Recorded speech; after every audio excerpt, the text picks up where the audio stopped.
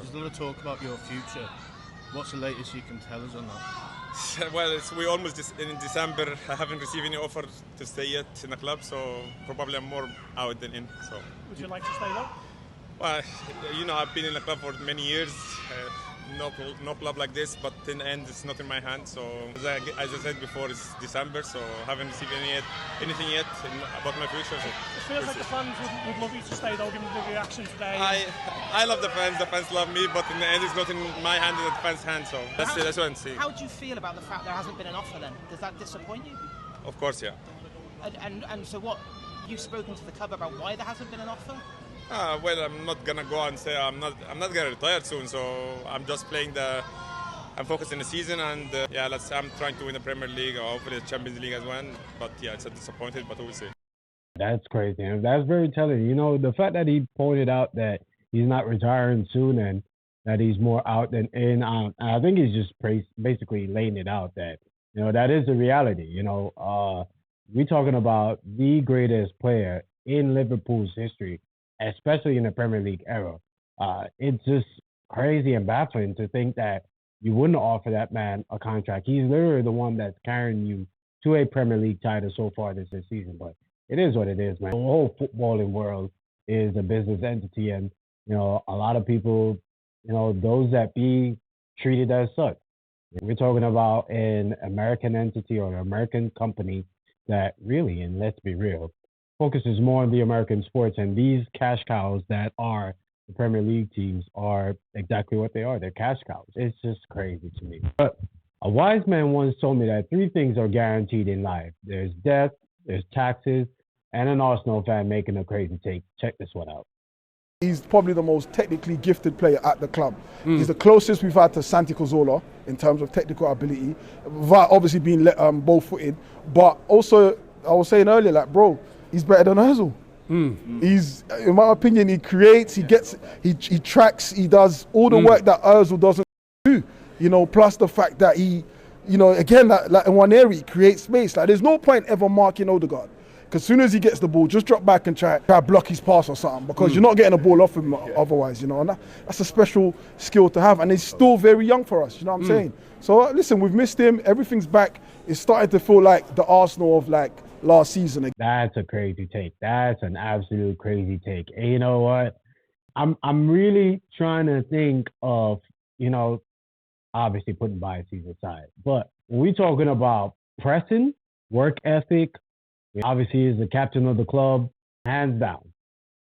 Technical ability could be argued it's about the same. Passing ability could be argued, but I don't think it would be a good argument to make that Odegaard is better than Ozil, because passing ability-wise, Ozil is better.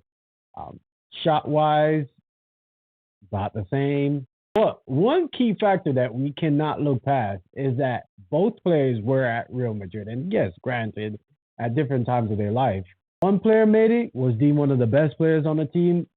Another one got shipped off to Arsenal. Take that for what you may, but the facts are the facts. You can't look past that. Now, speaking of wild takes, Simon Jordan is known to have some very outlandish opinions at times. And you know what? I haven't watched this video in its entirety, admittedly, but I did come across it, and I think this would be an interesting one to watch. So yeah, check this out. We were talking about Manchester United. We were talking about Rumen Amorim being the new man in charge. And yet, last week, as he arrived, 1 or 2 departed the UK. Now, what was all this about? Speaking to Gary Neville on Sky, Amorim was asked about his thoughts on players like Rashford, like Casemiro, heading to the United States during this international break. The first thing, it was 5 days off. Yeah. The second thing, they received the information of 5 days off. And they are big boys. They have kids. Yeah. So they decide what to do. Yeah. I think the main question here is us as a club have to set the standards and have to manage that. So you think you would have set a different structure maybe for that period? For me, yes, for sure. So he would have set a different structure. So how would you have felt, Simon, at the top of the club? I mean, that's real from the manager, and that's the beauty sometimes of getting a manager that is competent and getting a manager that is of good, credentials, because Yeah, he basically calling out the club and saying that they're the one that effed up, not him. Well, I know not him, but you know what?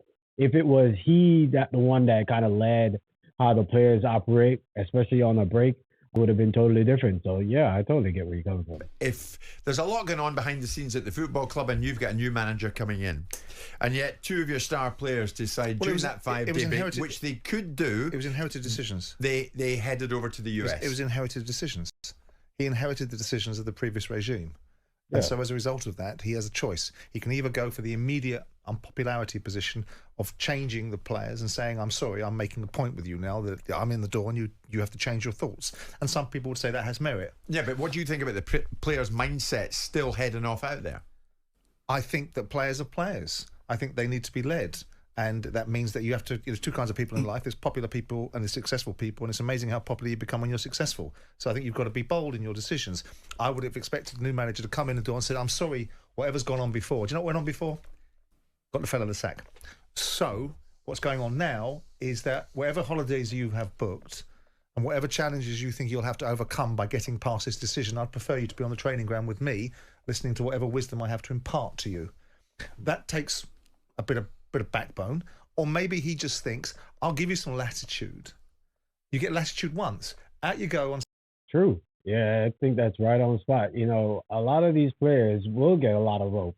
You know, that proverbial term where they say that you give you the rope so you can hang yourself, you know, be mindful, you know, what that may imply. But yeah, a lot of these players, they're going to get a lot of rope time, man, and they're going to, you know, either sink or swim. And players like, which, you know, the players in questions like the Rashards of this world, the Garnachos of this world, the Casemiro of this world, they're going to have a harsh reality, or the reality that, you know what, the manager before was kind of strongholding them and kind of, you know, taking their game to the pits of hell.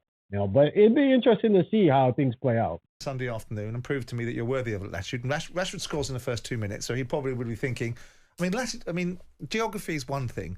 Sentiment is another. I don't think it makes a lot of difference that Marcus Rashford was bowling around in a ridiculous hoodie coming out of the New York Knicks games. You know, footballers, high-profile footballers, okay, that modern-day rock stars. They're movie stars. People are interested in them. They're being paid a lot of money. That's the nature of the beast. The fact of the matter is they've got to perform on a Sunday afternoon when they're playing. And some would suggest that they didn't. So he'll have learned something from that. They won't get the option again. He said it himself. If I'd have been in control of a situation, this wouldn't have been a sanctioned trip. Yeah. It was sanctioned. I decided to allow them to go because they'd already probably paid for it, booked it, and were going. But your question is, what does it say about them?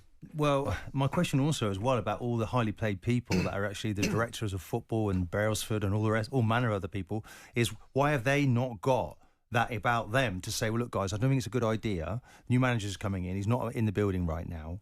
If I'm director of football, I'm sitting down with the players and saying, I want you to be of the mindset that let's not be seen on planes halfway around the world. Can we get in the local gym? That'd be a better photograph. I want to see you grafting now because we're going to hit the ground running. And I want a change of attitude at this football club. But does the buck not stop with the players, Martin? Why can't they arrive at that decision themselves? Well, no, because the manager's just said that they've given that chance to do so. But I don't think the message from the football club should have been that message. No. But I why think it should be different. Yeah, that's also right on the money too. Players, you have so much control over yourself. You get to decide in a lot of things that you do in life, period. But I'm not going down the macro level here. The players itself, if you want to be successful, you got to take it within yourself to say, you know what, maybe going across, you know, the other side of the world to go watch a freaking basketball game, which is not even related to your sports, is a little bit much. But there's the players, man, you paying these guys $400K, $300K, whatever the man is getting paid a week. What you expect him to do? He can't just sit around and just watch his money. Like, he got to spend it. So, you know, and of course, like it's been said, that it was a sanctioned trip. It was a trip that he probably already paid for, not that he would miss the money if he had to cancel the trip, you know. But these players nowadays, man, these guys that are speaking, right, are of an old school mindset. And not that one side is better than the other, but it's just an understanding that you got to put yourself in these players' shoes as well. And a lot of these players, and I know the player in question that they're speaking about is Marcus Rashford, they haven't really been playing good. And yes, he scored a goal the other day, but in terms of like the last 18 or maybe even 24 months, haven't been a player that really lit it up. Decisions like that also show why he hasn't been lighting up. But I'm going to just cut the video off from there. Pretty much the gist of it. I haven't really watched the video before, but the gist of it is I'm just ragging on players in all honesty. And yeah, it's an age-old stories, and it doesn't help that, you know, a certain demographic of players are the one that always get picked on. But you know what? At the end of the day, this is a first world problems, man. Really and truly. It'll be interesting to see how Amorim comes in and kind of changes that culture. And if he will be successful, you know, prior to the other 6-7 managers that has come after Alex Ferguson. So y'all let me know your thoughts down in the comments. If you like the video, of course. If you haven't subscribed already, please go ahead and do so as well. And on to next time, the usual one.